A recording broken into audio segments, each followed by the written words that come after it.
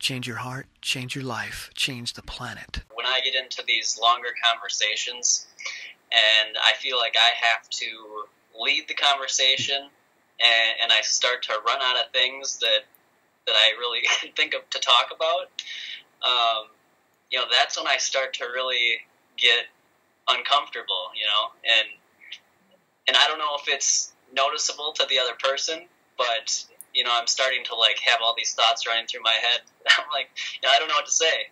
So, are there any tips or anything for that sort of thing? Yeah, it's really a perspective shift. If we look at the word conversation, verse means to turn, like a universe is one turn. Reverse is to turn back. To converse is to turn together. So when the shy person enters into a conversation, we're essentially taking all of the pressure onto ourselves. We're dancing alone with somebody else standing next to us, essentially. And when shy people dance, that's usually how they dance. They don't dance with people, they dance next to people. Yeah. You ever been there? Oh, yeah. And if somebody wants to dance with us, we get confused. If somebody wants to have a conversation with us, we get confused because, well, wait a minute, it's out of my control now. I can't control this anymore. I don't know where this is going to go. But when we have a prepared topic of conversation that we're going to engage in, then we feel safe. But then suddenly we run out of that topic, as you just stated, and now suddenly we're in the unknown again. But the perspective shift is this: when we're doing that, we're not having a conversation, we're engaging in a monologue. And it's the realization that, okay, I came here to interact, but I'm not really interacting. I'm simply acting. I'm performing something with people around, and I think that's what interaction is, but it isn't. Interaction is when I go, poke, and you go, huh? And now I do something again, and there's a boom, boom, there's a give and a take, and a give and a take. And that's the converse. We're turning together, we're moving around together, responding to each other. And there's a great physical analogy for this. There's a style of dance that I used to do in college. I was a dancer because I was shy. And I took dance to get better as an athlete, but also because that was the scariest thing in the world. Me, this shy jock, going into a dance class. That was deathly frightening. And one of the styles we learned was contact improvisation, which is essentially a group of people. It could be two people or it could be many people that use each other's bodies as the launching pads for new types of movement.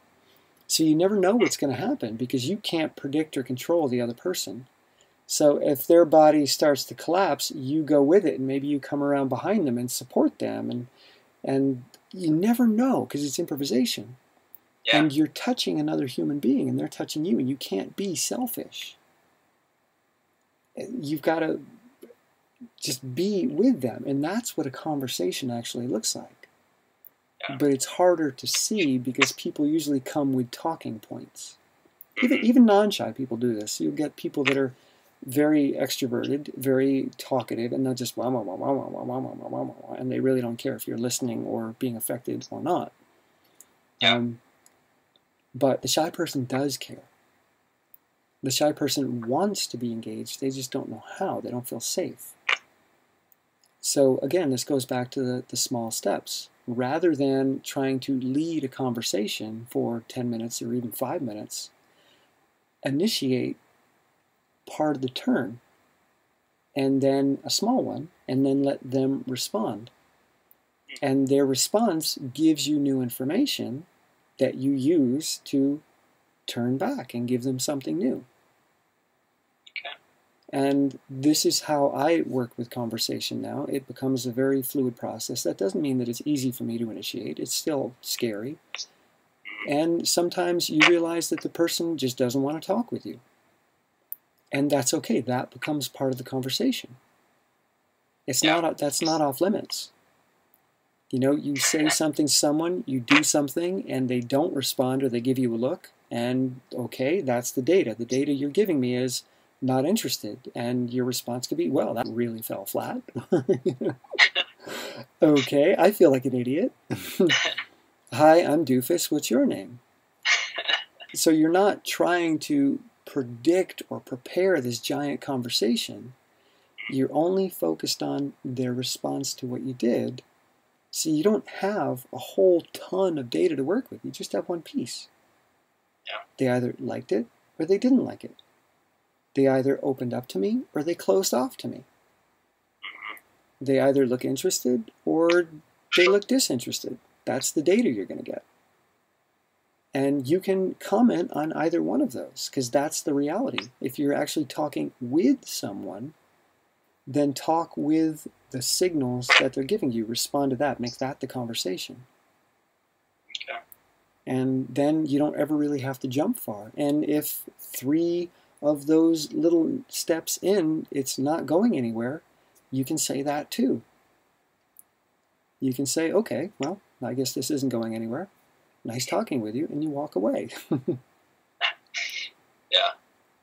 And so it doesn't matter. Or you do something and somebody gets really upset. You say, wow, you're totally pissed right now. Okay, all right, I'm going to let you be. All right. And we don't, therefore, entertain these gigantic conversations in our head, because it's never about the bigger picture. It's always about the call and response, that little dance. You know, as Newton said, Newton's third law, for every force, there is an equal and opposite force. Right. So if I push, what are you doing? Are you pushing back? What force are you giving me after I give you something? There's something there. There's always something there. What is it? And then make that the conversation. And it's present. You know, it's not made up. Like you see these guys on TV or on the internet that teach shy guys how to pick up women. And they come up with all these lines and these ridiculous stories and these openers and all these different techniques to use. But there's nothing authentic about that. It's totally rehearsed. It has nothing to do with the person you're communicating with. Right. And you're really you're running a game on them. And if you really want to talk with someone, you just get present to, okay, why am I walking towards this person? Why do I want to speak with this person? What is it about them that's making me want to walk over there? And what is it about them or me that's making me not want to walk over there and talk to them? Those are your 2 first conversation points. Number 1, why do I want to talk to them? And number 2, what's stopping me? Start with one of those. Yeah.